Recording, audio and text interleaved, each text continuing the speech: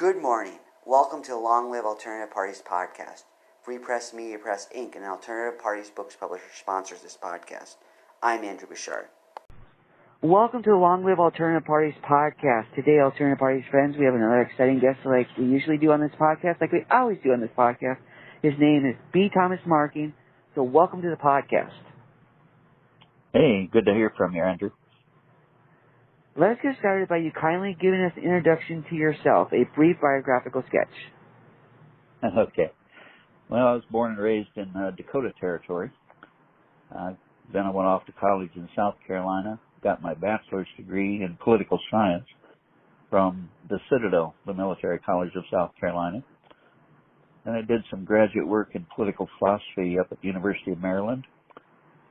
Then I got started on my career, did 17 years in the civil service with various federal agencies, followed by 11 more years in the Foreign Service, U.S. Department of State, stationed in D.C. and overseas. And then when I retired to South Dakota, decided I'd run for Congress in the year 2010 for their single congressional seat. That was a pretty educational experience. And then in my spare time, I've authored 3 novels. Together, I call them the Democracy Saga. More recently, though, I founded what I hope will become a popular political movement. I call it Citizen Version 2.1. It's called Citizen Version 2.1? That's right. Okay. Audience, hear that? So how did you come to start this organization, Citizen 2.1? It also sounds like you have a good background for this type of stuff, so kindly explain how you came to start this organization. Yeah, for me, it kind of got started in graduate school. We were required to do a lot of reading of the great political philosophers. And one of the works we read was Democratic Business by Walt Whitman. And one of the statements he made in there just, kind of jumped out at me. If you don't mind, I'll go ahead and give you the quote. Go for it. He wrote, "We have frequently printed the word democracy, yet I cannot too often repeat that it is a word the real gist of which still sleeps, quite unawakened. It is a great word, whose history I suppose remains unwritten, because that history has yet to be enacted." So that quote really kind of stuck with me. And the idea that we've never really tried democracy here in America was interesting to me. We started out as a republic, of course, because that was kind of the best we could do back in the 18th century. But modern technology makes it totally feasible to move America to some sort of enhanced democracy. So that's kind of what got me started, motivated. Sure. That galvanized you. Yeah, for sure. So kindly tell our audience what the mission of your organization is. Well, someone once said that every nation gets the government they deserve. In that regard, I kind of see the American voter as a political adolescent, really. Still the 31-year-old guy living in his parents' basement, asking permission to use the car.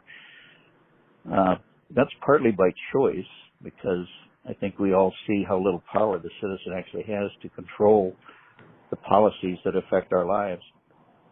But it's also mostly by design.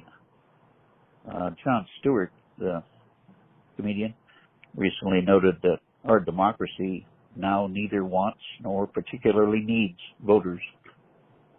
Like that's often, unfortunately, true. Major parties and their media outlets would just as soon run the show themselves and just have us stay on the sidelines.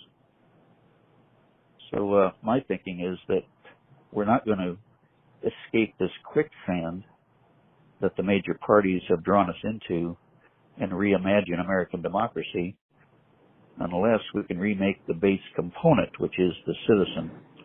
And that's what Citizen 2.1 is all about. Interesting. So what is it that you want to change about our system? Some people would say it is democratic, so how would you change the system? It's democratic in name only, I think. As I said, it's a republic. So much more participation by the actual voter. This reinvention that I'm thinking about is probably going to start out by having a leader that believes in the philosophy that a government is best, which actually teaches us to govern ourselves. Needs somebody at the head to kind of champion that philosophy. But then the key to it is that the citizen voter is going to have to grow up into a responsible political adult. Citizen 2.1 argues that we will do that when we are actually given some substantive responsibility for our own governance. People will rise to the challenges that are, placed in front of them. So I don't think it's adequate anymore or acceptable that the only way we really engage is for a few hours every couple of years to vote for bad candidate A or worse candidate B, both of which are pre-selected. Sure. So I think, like the Swiss, we Americans must demand the right to vote directly on the national policy issues that we feel are important. And then, if that vote is decisive, significant majority, that decision should bind the other three branches of government to action. Essentially, what I'm looking for is the citizenry to become the fourth and the highest branch of the federal government. I think the Swiss have proven over the past several decades that a government with four legs is far more stable and responsive than a government with only three. Makes sense. So what has your organization done to advance these ends? What activities have you done? What strategies have you implemented to advance these ends? Well, Andrew, I'm sure you know how difficult it is to get a message heard these days above the daily noise that sort of passes for news. It's even worse in an election year when millions are being spent every day to convince us that the other party is evil incarnate. I reach out regularly by email and social media to hundreds of individuals and organizations that are also seeking serious political reform. Hopefully, the idea that participatory democracy is feasible and that we Americans deserve to again be the world's leading democracy. Hopefully that'll ignite some passion in some future leader who carry the torch on. So I'm especially thankful for this opportunity to talk to you folks on this podcast. Sure. So you do it through email? Is that how you communicate your message? Email, Instagram, Substack, Facebook, use a little bit of everything. I see. So you're using the different social media and other communication forums on the internet. Yeah. Sounds good. So how do you see your organization advancing? What future plans do you have, and how do you see your organization changing politics? Yeah, it's a difficult hurdle to get over. I think I'm hoping that at some point something that I've championed here will catch on and become a kind of a nationwide effort, or at least focus all these hundreds of groups that are trying different things to maybe zero in on this one solution, which is to get the American people the opportunity to vote on national policy issues, not just on candidates. I think that would be a major breakthrough.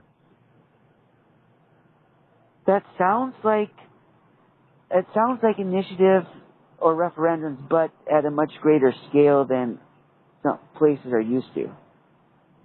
I think you're correct on that. Initiative and referendum has always been fought diligently by the major parties, and it's successful on the local level often, but never allowed to be tried at the national level. Yeah, that would be interesting to see what it would be like on the national level. It'd be interesting to see how it would go and how people react and what could get done. Yeah. I think that's why Switzerland is such a great model. They've had this for decades, and it seems to work right smoothly. They even have the opportunity to veto anything that their legislature passes. Oh my. I do see some people saying that Switzerland is a smaller country than us, and they're not they're not organized the same way, so it couldn't work. But it sounds like you think they can work, despite the differences. So that would be interesting to try at least. Yeah, I think modern technology, communications has shrunk the whole world. So I don't see the size of the nation being a factor anymore. Yeah, that makes sense. So even though Switzerland is different in some ways, it still could serve as a good model because of the advances of technology in the last 40 years or so. Absolutely. Well, even earlier than that, I'd say. Yeah, you have to remember that since the telephone was invented, you have to remember in the 1800s, when the country was founded, most Americans were illiterate, and messages took weeks to get from point A to point B. Well, we can't make that excuse about illiteracy anymore, and messages take nanoseconds. So, yeah, I think it's more than people. Yeah, that'd be interesting to see how people would implement it. It's something worth trying for sure. That would be great if your ideas could come to be an experiment we could do. That would be great. Yeah, another one of my favorite sayings is that the only cure for a failing democracy is more democracy. Typically, the cycle historically has gone from democracy to dictatorship, and then gradually worked its way back. But I'd like to skip that step. Yeah. Try to get us back moving toward a much more robust version of democracy here. Yeah, it would be best to avoid that if possible. We could learn from history and not have to repeat those mistakes. Yeah, for sure. Which, of course, is another great quote that someone said: you don't want to forget history. So tell our audience out there how they can support your organization. You also mentioned 3 books. So how can they support your organization first? And second, where's the best place for them to get your books that you get the most royalties from? Yeah, sure. Over the last couple decades, I guess, I started out just writing one book and then realized that I needed a second one to explain parts of the first. And then when I got the second one done, something led me to the third to finish the story, as it were. So it's 3 novels, and basically they tell the story of how America could make a peaceful transition to an enhanced democracy. The reason I did it as a novel is because there's hundreds of academic treatises out there that talk about this, and none of them have gotten any attention. So I thought, let me put it in this different format, make it more of an infotainment product, and see if that captures the imagination of people. So those books are out there. They're currently available on Amazon's Kindle Direct Publishing. Okay. I'd appreciate folks giving them a read, and you can find them on there by searching by author. The author name is B. Thomas Marking. Okay. Oh, right. something of interest to your podcast, called the alternate parties. The alternate party that emerged in the novels was known as the Voice of Independence Party, or the VIP, which also stands for Very Important People, of course. And that's exactly what I think the American people need to become in their own government structure. Yes.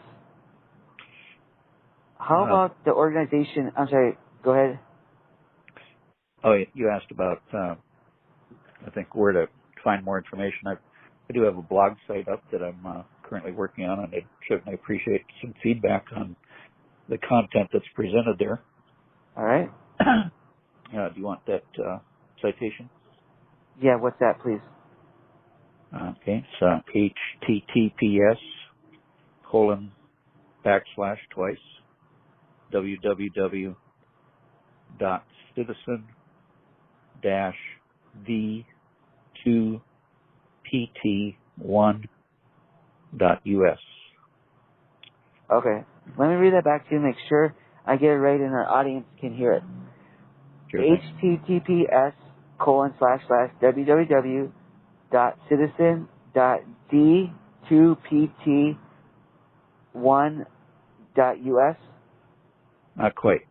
Citizen dash B is in Victor 2 pt1.us.